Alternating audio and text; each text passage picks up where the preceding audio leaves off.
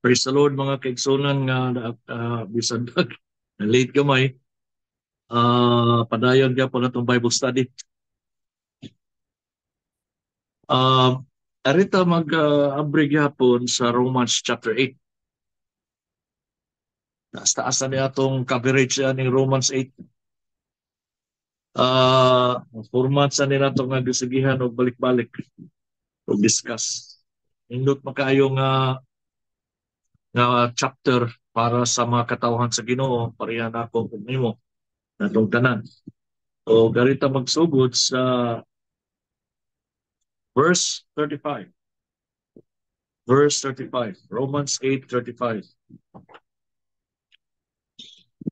Hallelujah. Ingon ang pulong sa Ginoo diri, dunay pangutana diri si Paul, nag-ingon, who shall separate us from the love of Christ? Shall tribulation or distress or persecution or famine or nakedness or peril or sword?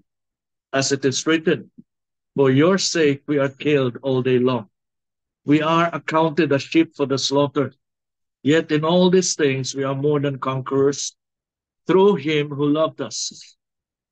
For I am persuaded that neither death nor life, nor angels, nor principalities, nor powers, nor things present, nor things to come, nor height, nor depth, nor any other created thing shall be able to separate us from the love of God, which is in Christ Jesus our Lord.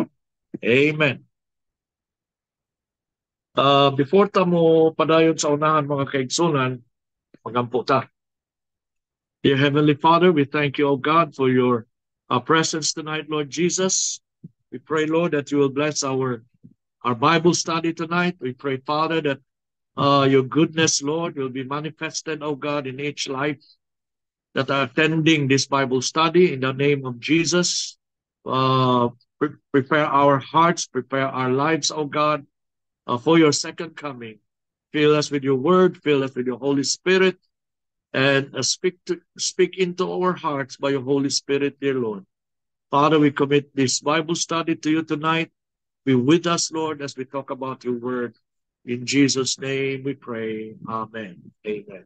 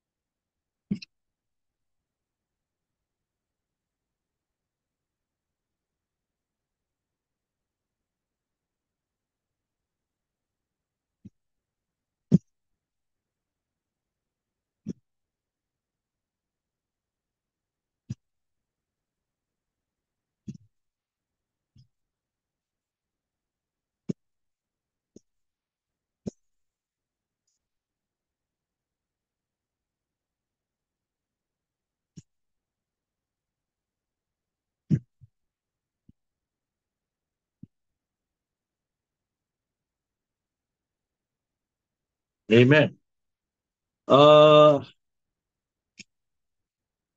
Sa Romans 8,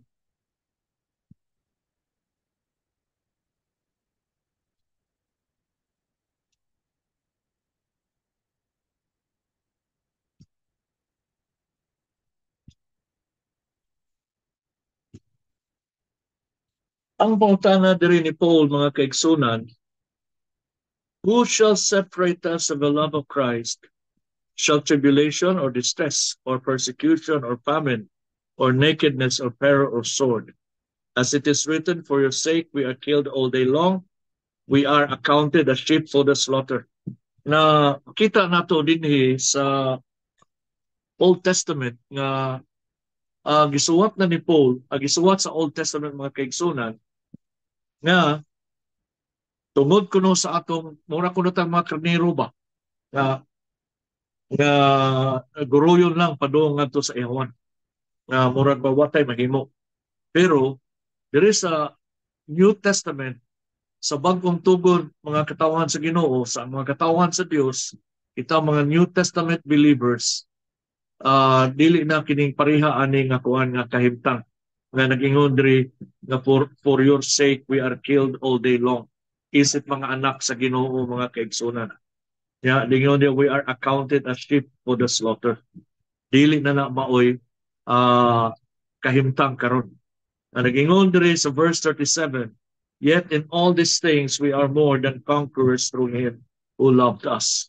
Bisan pa sa tanan, niini mga butanga, we are more than conquerors. Kini mga butanga nga posible nga mo'y kanunay ba nga murag naa sa tutubangan, kung di ta magbantay, maoy makapabuwag nato sa gugma sa Ginoo. Kini gisgutan niya diri sa verse 35, tribulation, distress, persecution, famine, nakedness, peril, sword. Kini mao ni kasagaran na giatubang sa mga katawhan sa Ginoo sa diha nga mo serve ta kaniya. Pero gipasaligan ta sa Ginoo, gipasaligan ta ni Apostol Pablo na nagingon siya diha, in all these things we are more than conquerors through Him who loved us. Amen? Dito sa John 6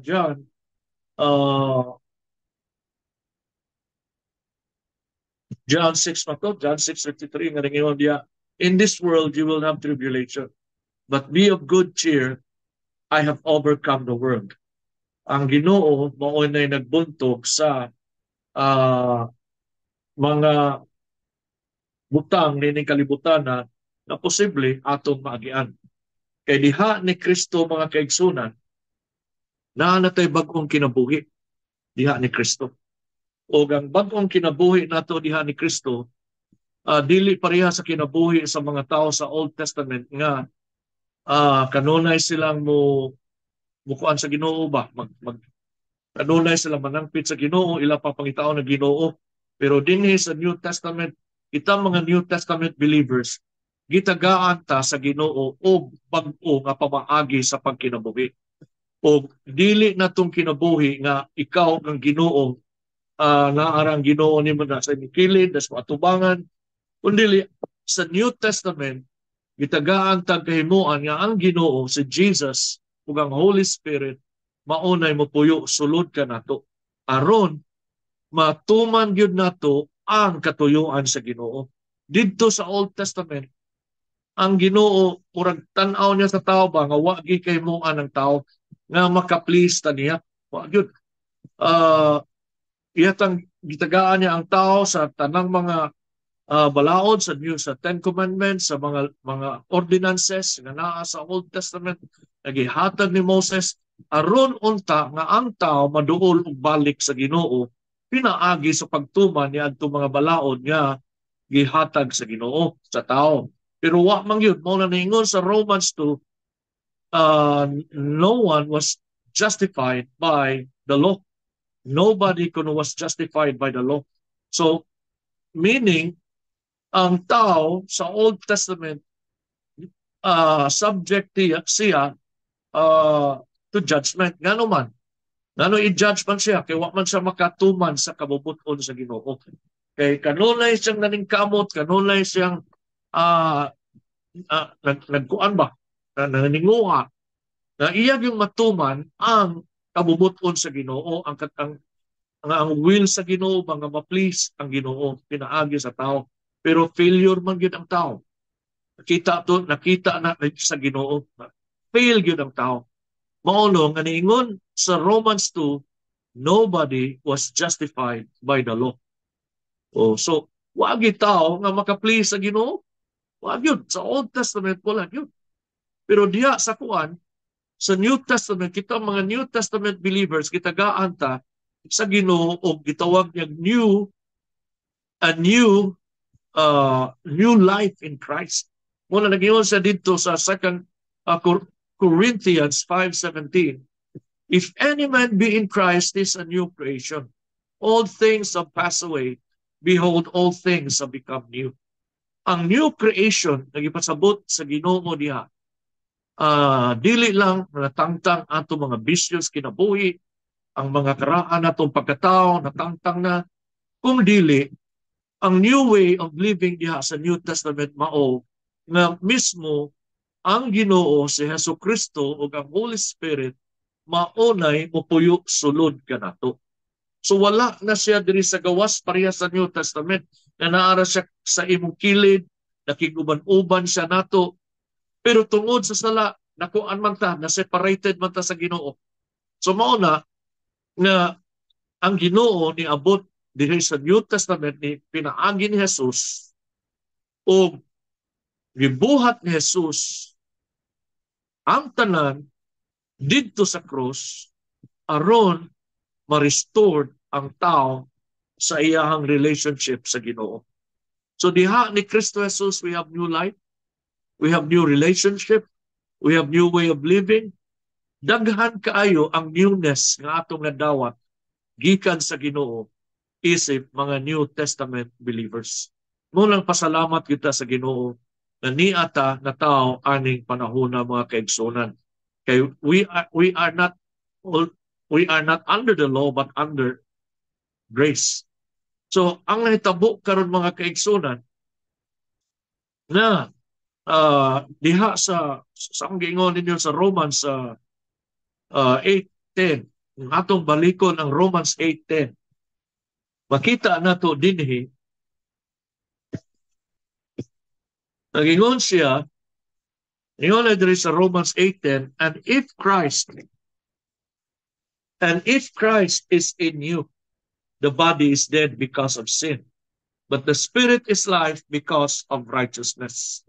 So kita nato diri sa first phrase sa verse 10, and if Christ is in you. So si Jesus na ako no, na sulod ka nato sa New Testament believers, sa mga New Testament believers. So si Jesus na nasulod ka nato. Ug nag-ingon pag yun diha, igsoon sa sa Romans 8:10, and if Christ is in you, the body is dead because of sin, but the spirit is life because of righteousness. Amen. Na sa akong gingon ninyo, there is a Romans chapter 8, na ang God the Father, God the Son, and God the Holy Spirit are active in kuan baka ng blessing man, sama nato kita karon. Ang iyang yung katuyuan nga ang tao mahimo pleasing sa Ginoo. O tuningon si Jesus dito sa Matthew, I did not come to destroy the law, but to fulfill it. Mao insulti ni Jesus, I did not come to destroy the law, but to fulfill it. Kay tungod wala ma-fulfill sa tao ang law, si Jesus mao ini-fulfill. Siya mo ini-fulfill sa tanan sa law. Kaya man yun, mo tuningon siya sa Romans chapter 2, nobody was justified by the law. So tungod ka why na justified, si Jesus mao ini-fulfill sa law. Mula ningon siya sa Matthew, I did not come to destroy the law, but to fulfill it. So pag-fulfill ni Jesus sa law, natuman niya ang tanan. Perfect ang pagkatuman ni Jesus sa law. Iyang gisunod. So siya nitabo, ingon na siya, pagkatuman na niya, karon mauna ni, na ato ng tangtangon ang law. Kaya wag may tao nakasunod ato. Ang tao kinahanglan adto na mosunod sa nakatuman sa law na perfect na mao si Jesus.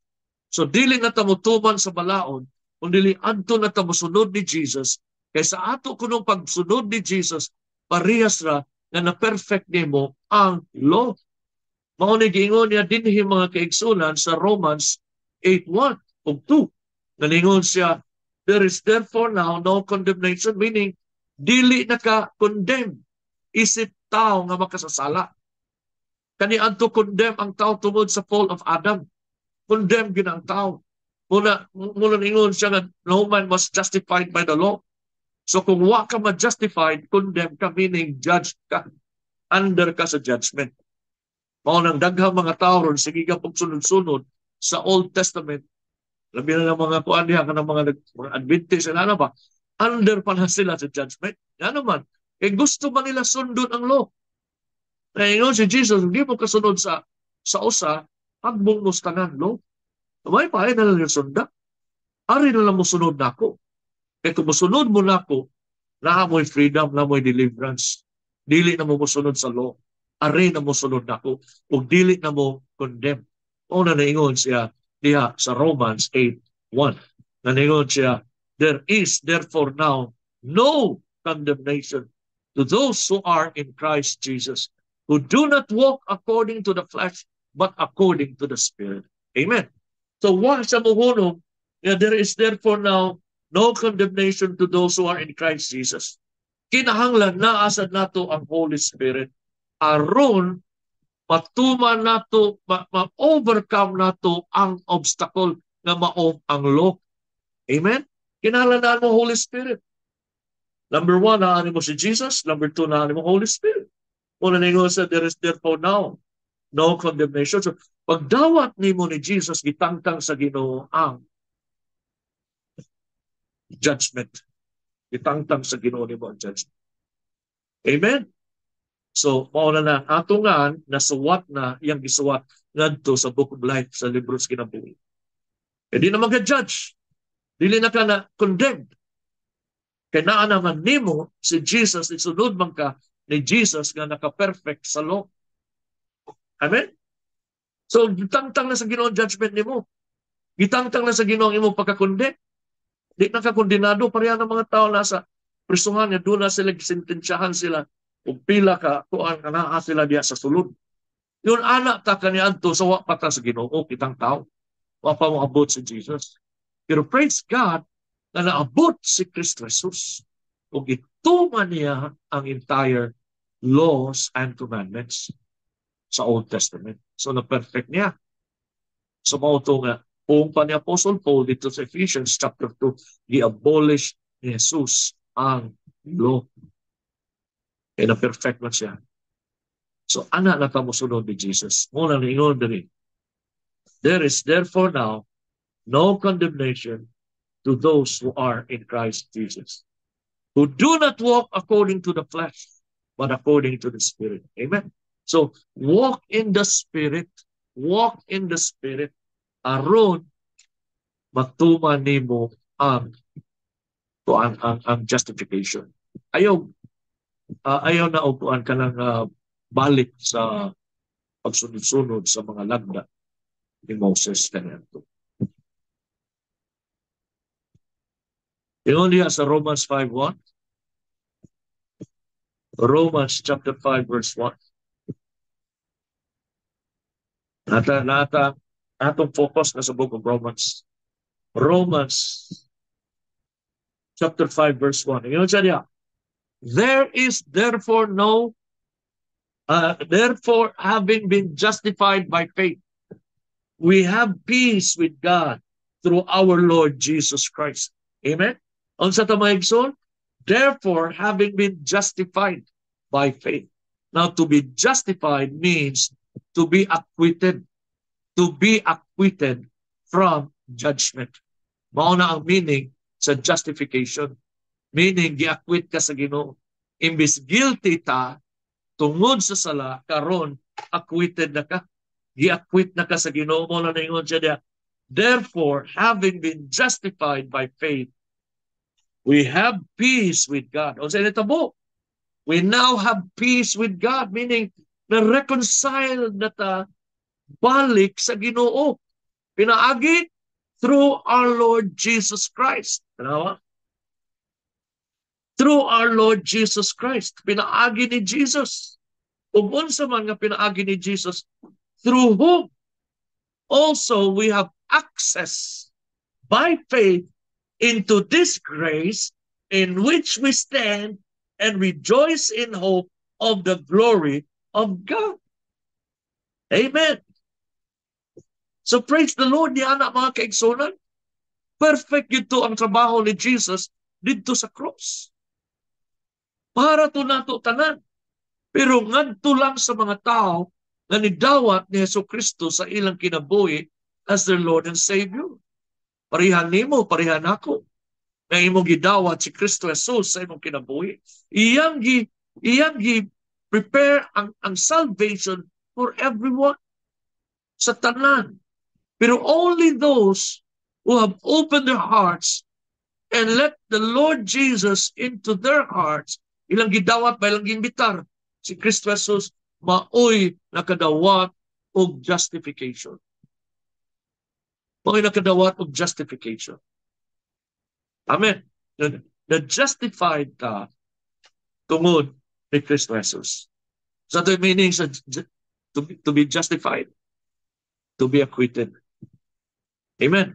I-acquit ka, meaning sentensyado unta ta, condemned, kondenado ta, hinukman ta, tungod sa sala, pero diha ni Kristo itangtang sa Dios o i-acquit ka. Praise God. Amen. I-acquit ka. Meaning, pasaylo ka. O ikaw, wala kay saha, acquitted ka. O sige, gawas na. So, maula nga, victorious ta. Mula na ingon si Paul, we are more than conquerors through Him who loved us. Amen. So, ingon to dito, ang question ni Paul, who can separate us from the love of God? Wa, nga naman. Kay unsaon man nga mabuwag ka kung naa si Kristo Jesus mismo sulod sa imong kasing-kasing. Hindi ka mabuwag kay ang desire nimo, ang imong mga inclination, ang imong mga desire, puro naman mga godly things. Mautong nag-walk na ka-according to the Spirit and not according to the flesh. So, balik ta sa chapter 8. Naglakaw naman ta sa Espiritu ug dili na sa unod. Ug mao nang gisiguro gyud sa Ginoo kay iningon man siya sa Old Testament ipasagdan ako ang tawo nga maningkamot. Way nakapasag. Nakaron siguroon ako kung pa sa Ginoo nga mudaog na gyud sila ako'y mopuyo sulod sa ilang kinabuhi. Aron mudaog sila. Amen. Good news ba na? Amen. Grabe na ka-good news mga kaigsunan. Kay sa una, sa Old Testament, iyatang itanaw lang ba? Paningkamot mo, sundan niyo, kini na po kasugo. Kana lang na po kasugo daan. Wapay labo tong ubang balakon. Oh. Natuman. Panitan, pasar ka sa tanan, pasar ka sa kuan, pero hagbong ka sa kuan, kini honor thy father and thy mother. Kaysa may wag yun maka sa anak, honor thy father and mother. Kasi may makatubag-tubag sa mama, makapamakak sa iyang papa, makapangawat sa iyang papa. Kasi may na hagbong na ta. So kung pasar ka sa siyang, hagbong ka sa usa, hagbong ka na. Mao na nga, na mo salig ang Ginoo sa tao. Hindi mo kasaligan ang pagtuo sa tao. Mao na sa New Testament, doon ay bagong pamaagi ang Ginoo. Yung itangtang na ba, na to. Ito magsilbi, okay ni, tanawa na to. Ako nagyod ang usulod sa tao, aron matuman nila ang kabubuton sa Ginoo. Amen. So muna nakadawat ang grasya. Mula dito sa Romans 5, chapter 5, verse 1 and 2. We have been justified by faith. Imagana by faith. And we have peace with God through our Lord Jesus Christ. So ito ang meaning sa peace, reconciled. Na-reconciled ka sa Ginoo. Nahiuli ka sa Ginoo. Imbis layo ta, buwang ta sa Ginoo. Pagka-justified nimo, itangtang sa Ginoo ang imong condemnation, ang imong sala, karon so we now have peace with God through our Lord Jesus Christ. Amen. Through whom also we have access by faith into this grace. So ang grasya na gi-provide sa Ginoo, doon na kay access pinaagi ni Jesus. Pining nakadawat ka. Tungod ni Jesus ka naasulod nimo. Sa unsa? Access, meaning makasud na ka diha sa iyang grasya. Amen. Kasuna kasi ang grasya mo na ningon siya, through whom also we have access by faith into this grace. Into this grace. Amen. Sa ito meaning sa grasya, God's unmerited favor. And the other meaning of grace is God's enabling power. Mula lingon si Paul, who can separate us from the love of God? Ano man, kay naan na natin ang grasya. Sa ang grasya, God's enabling power. Dili na, ang grace, dili na maoy gamiton sa ang freedom sa grace nga magpakasa sama sa ubang tao ba. Oy, nanagunta sa grasya, mao nang okay na kaini. Okay na kini mabuhat mga salay na kaya nila kay na sila sa grace. Dili. Dito sa Romans 8:1 nag-ingon man dito, who walk not according to the flesh but according to the Spirit. So mao na meaning aron maka-walk in the Spirit ka, naa nimo ang grasya sa Ginoo. Ug sa naa sa nimo mismo si Kristo Jesus ug ang Holy Spirit sulod nimo aron maka-overcome ka sa tanang mga babag ni ining kalibutan. So nakuha nito mga kaigsunan. Amen. Una ningon siya, who will separate us from the love of Christ? Doon na ba'y makapaymuwag nato gikan sa gugma sa Ginoo? Sa ang gingon ninyo, sa diha nga naa na si Jesus, nagpuyo nimo, sa gingon dito sa verse 11, verse 10.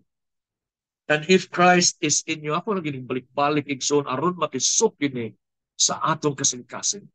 And if Christ is in you, so si Jesus is already in us, within us, within us. Amen. Una, maka na mga backslider, mingon sila, tungod maguna ng mga tawhana diha, di na ko diha, tungod ng pastor diha, di na ko anang simbahan, di na ko musimba, tungod na ni, ang doktrina, kinintay, sana di na ko anang. Makasmangin lang ba? Pero actually, kung si Jesus na asod mo, ulay gingo, wagi makabuwag nimo gikan sa gugma sa Ginoo. O, wag yun. Unsa may makapabuwag nato gikan sa gugma sa Ginoo? Ang tinuyuang pagbalik sa pagpakasama. O, kaya naman yun, once si Jesus na asod mo, besag unsa pa na imong mga obstacle kanang patrabahoon kag Domingo niya usab-unsa lang di yun na mahimong rason so nga naman kaya Holy Spirit na asod nimo mao man imong hatag nimong kinabuhi ug kadasig nga mo magnet yuga sa mga butang sa Ginoo mo magnet ka ug asa ang mga kalihukan sa Ginoo tuwa ka dili ka pugson mo magnet ka ut murag automatic ba nga mo adto ka kung naay movement ang lawas sa Ginoo. Pero di ra ka mag-uol Domingo ron, di ra ka mag-uol nga wa na kay basa-basa, wa na kay prayer. Ano man because you are already walking in the flesh and not in the spirit. Kaya sa akong gingon ninyo, wa gitaw makapangulipas o makapangrason. Kaya nga no, ihatag yun niya si Jesus kamusod nato suma sa verse 10 and if Christ is in you nilagingon pag idiya verse 11 and but if the spirit of him who raised up Jesus from the dead dwells in you tawaran he who raised Christ from the dead will also give life to your body mortal body through His Spirit who dwells in you. Praise God. Amen. Naa si Jesus, naa pag yun ang Holy Spirit, naluman. Kaya kung ang atong kaugalingong lawas o kaugalingong natong kabubuton mo'y saligan, di yun. Tapulan kayo ni atong lawas, niya kining atong lawas o pasagdan ni, ang adto man mo inclinar sa lawas ng mga pangandoy. Ang ning atong lawas, mo inclinar ni, mo kiling ni, ngadto sa mga lawas nun, sa mga unod nun, o kalibutan ng pangandoy. Mo nang diwa gyud mo salig ang Ginoo ani. Mo nga siya mismo, mo puyo sulod na to, aron Matuman ang iyang kabubuton pinaagis atong lawas. Muna diri sa verse 10 and verse 11. Sa 10, ingon sa ni Christ dwells in you. Sa 11, ingon niya, but if the spirit of him who raised up Jesus from the dead dwells in you. So naa si Jesus, naa pa gyud ang Holy Spirit, sulod nimo. He who raised Christ from the dead will what? Will give life to your mortal bodies. Ngano man, atong lawas way gana, ang atong lawas tapulan, ang atong lawas mo inklinar ngadto sa dili maayo, pero kung na ang Holy Spirit, mauna makahimo ka sa mga butang sa Ginoo. Makashare ka sa gospel sa way uwaw-uwaw. Kung magnet ka og asang dapita, ikakaapoy ron, pero tungod ng Holy Spirit, ang imong lawas, iyang bangunon, iyang piskayon, iyang likunon, aron makatuman ka sa unsay makapahimuot sa Ginoo. Mo lang wagi makababag nato sa gugma sa Ginoo. Wagi makapahimuwang nato kuno sa gugma sa Ginoo. Nakuha niyo maigsoon? Amen.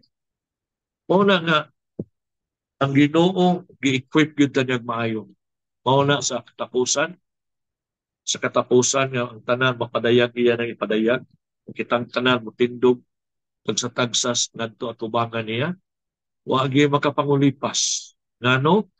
Kay mintras ni apata aning kalibutana gi-equip yun ta sa tanang grasya, sa tanang equipment aron mahimo ka more than conqueror.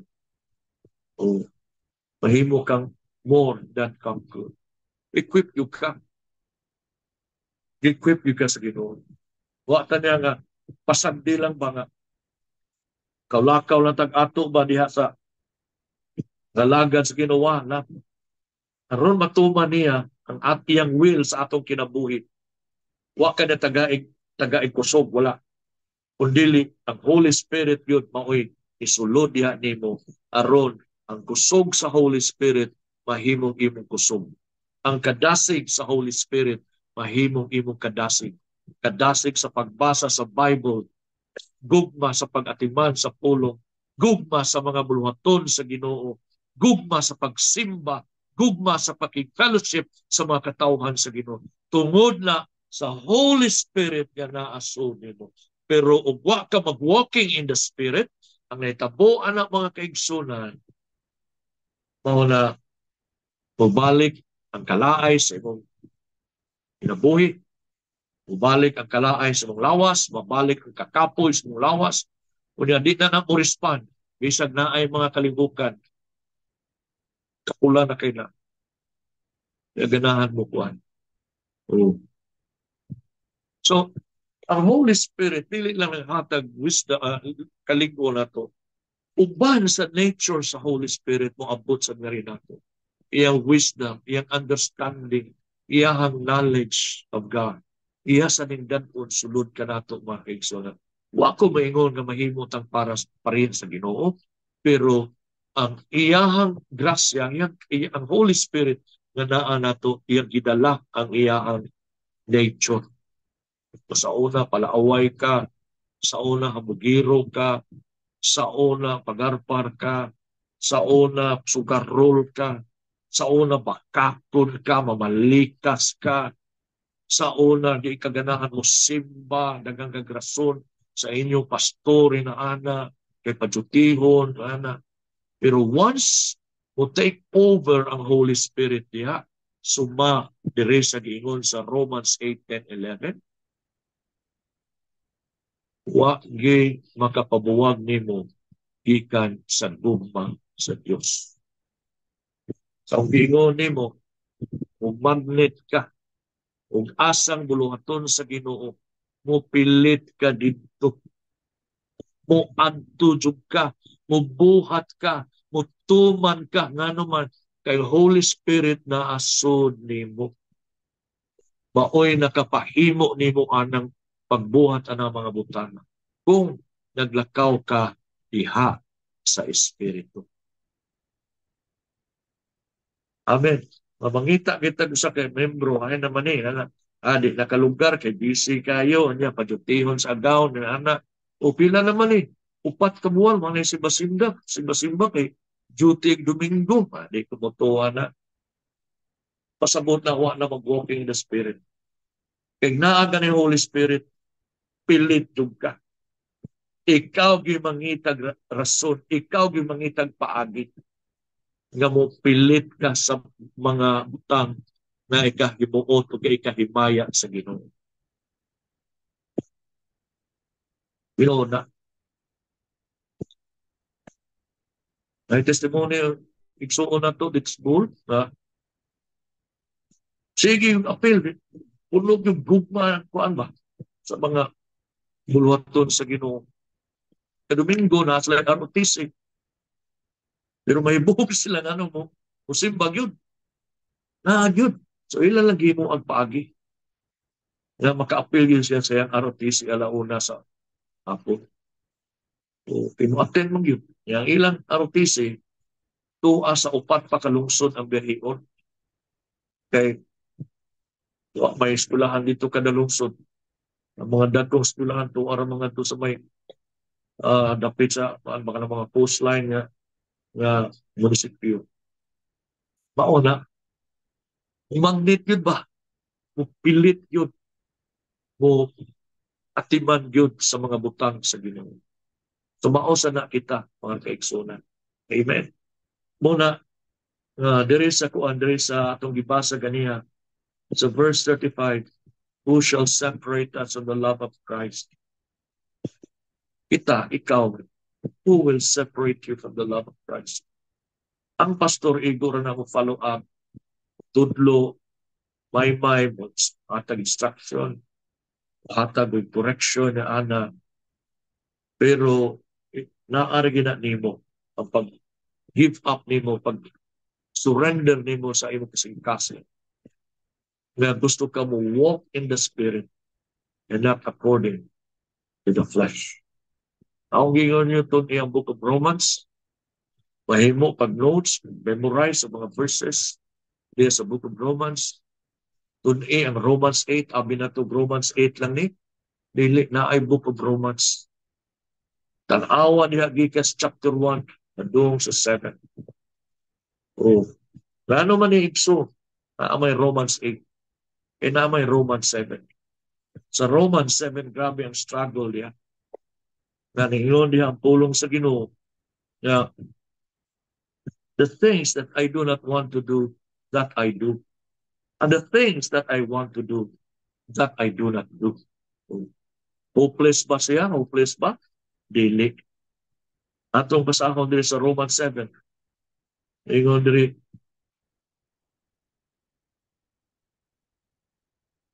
kung ilan na ninyo ha, sa book chapter sa Romans 7. So, ningon sa diha, kay kita niya ba, nga doon na ginag-aghat niya nga mubuhat sa dili niya gustong buhaton. Kaya dili niya gustong buhaton, mo may mabuhat. Ang gusto niyang buhaton mo, dili niya mabuhat. So nakita niya nga dunay struggle sod siya kasing-kasing, dunay something sod siya kasing-kasing. So naingon siya diha mga kaigsunan,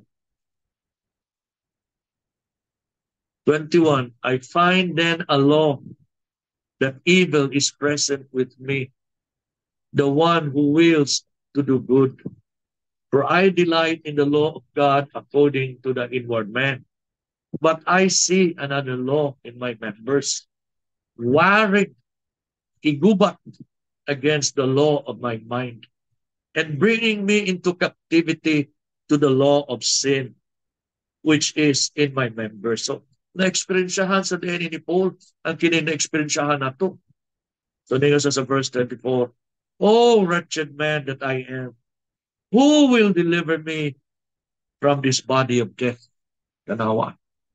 Maunay ang gingon yung ganiha na ang atong lawas death prone to agyud o killing sa unse maka kung ano kamatayon naka-resulta kamatayon pero wa sa muhunong diha Ingon sa dinhig suon sa verse 25, but I thank God through Jesus Christ our Lord.